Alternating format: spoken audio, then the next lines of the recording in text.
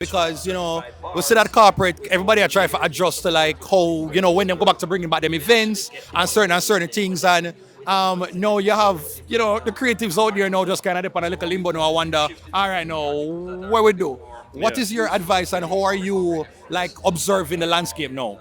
To be honest with you, unfortunately life do go on.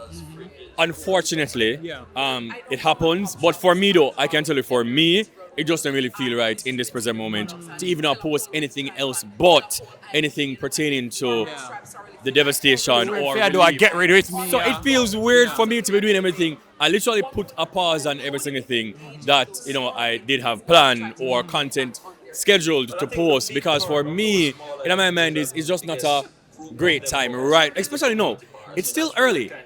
It's not even a month, since the hurricane has passed October 28th. So for me, I mean, like slowly but surely, but I just kind of find it kind of distasteful, because what is there to laugh about? What is there to joke about? Like, what is there to, well, hey, see my clothes when some people have lost every single thing, every single item, Who would want Jamaica to go down that badly? Like who? People. We are the Caribbean. So you feel like the other Caribbean country might carry. Mix with the man up, look. Remember, look at Sakasa.